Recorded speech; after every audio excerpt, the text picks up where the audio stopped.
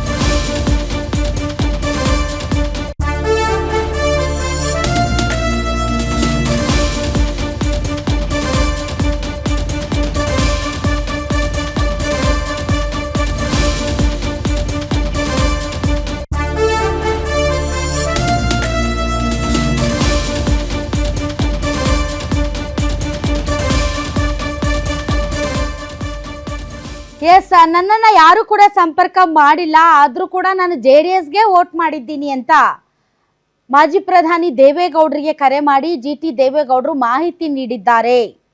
ನಾನಷ್ಟೇ ಅಲ್ಲ, ಹನೂರು ಮಂಜುನಾಥ್ ಕೂಡ ಜೆಡಿಎಸ್ ಅಭ್ಯರ್ಥಿಯಾದಂಥ ಗೋವಿಂದರಾಜು ಅವರಿಗೆ ವೋಟ್ ಮಾಡಿದ್ದೀವಿ ಅಂತ ಹೇಳಿರೋದ್ರಿಂದ ಬಹಳಷ್ಟು ಅನುಮಾನ ಇತ್ತು. ಅವರೇನಾದರೂ ಕಾಂಗ್ರೆಸ್ ಅಭ್ಯರ್ಥಿಗೆ ಅಡ್ಡಮತದಾನ ಮಾಡಿಬಿಟ್ಟಿದ್ದಾರಾ, ಯಾಕೆ ಅಂತಂದರೆ ಯಾರೂ ಕೂಡ ಜಿಟಿ ದೇವೇಗೌಡರನ್ನ ಮಾತಾಡಿಸಿಲ್ಲ, ಅಪ್ರೋಚ್ ಮಾಡಿಲ್ಲ ಅನ್ನೋ ವಿಚಾರಕ್ಕೆ. ಆದರೆ ಅವರು ಸ್ಪಷ್ಟಪಡಿಸಿದ್ರು ವೋಟ್ ಆದಮೇಲೆ, ಇಲ್ಲ ನಮ್ಮ ಅಭ್ಯರ್ಥಿಗೆ ನಾನು ಆತ್ಮಸಾಕ್ಷಿಯಿಂದ ವೋಟ್ ಹಾಕಿದ್ದೀನಿ ಅಂತ. ಈ ಮಧ್ಯೆ ಅವರು ದೇವೇಗೌಡರಿಗೂ ಕಾಲ್ ಮಾಡಿ ಹೇಳಿದ್ದಾರೆ, ಇಲ್ಲ ನಾನು ಜೆಡಿಎಸ್ ಅಭ್ಯರ್ಥಿಗೆ ವೋಟ್ ಹಾಕಿದ್ದೀನಿ ಅಂತ. ಹಾಗಾದರೆ ಜಿಟಿ ದೇವೇಗೌಡರು ಮತ್ತು ಮಂಜುನಾಥ್ ಜೆಡಿಎಸ್ಗೆ ಮತ ಹಾಕಿದರೆ ಜೆಡಿಎಸ್ ಅಭ್ಯರ್ಥಿ ಗೋವಿಂದರಾಜು ಅವರಿಗೆ ಗೆಲುವು ಸಿಗುತ್ತಾ? ಯಾಕೆ ಅಂತಂದರೆ ಗೋವಿಂದರಾಜು ಗೆಲ್ಲಬೇಕು ಅಂದರೆ ಅವರಿಗೆ 28 ಮತಗಳು ಬೇಕು. ಜೆಡಿಎಸ್ಗೆ ಬಿಜೆಪಿಯ ಉಳಿಕೆಯ 6 ಮತಗಳು ಬಿದ್ದಿವೆಯಾ? ಜೆಡಿಎಸ್ 18, ಬಿಜೆಪಿ 6 ಸೇರಿದ್ರೆ 24 ಮತಗಳಾಗುತ್ತಷ್ಟೇ. ಜೆಡಿಎಸ್ ಅಭ್ಯರ್ಥಿ ಗೆಲುವಿಗೆ ಇನ್ನು 4 ಮತಗಳ ಕೊರತೆ ಇದೆ. ಪಕ್ಷೇತರ ಮತಗಳನ್ನು ಜೆಡಿಎಸ್ ನಂಬಿಕೊಂಡಿದೆ ಅಂತ ಹೇಳಲಾಗ್ತಾ ಇದೆ. ಆದರೆ ಆ ಪಕ್ಷೇತರ ಮತಗಳು ಜೆಡಿಎಸ್ಗೆ ಬಿದ್ದಿದೆಯಾ ಅಥವಾ ಕೊನೆ ಕ್ಷಣದಲ್ಲಿ ಜೆಡಿಎಸ್ಗೆ ಏನಾದರೂ ಶಾಕ್ ಕೊಡಲಾಗಿದೆಯಾ? ಬರ್ತಾ ಇದೆ ಬ್ರೇಕಿಂಗ್ ನ್ಯೂಸ್.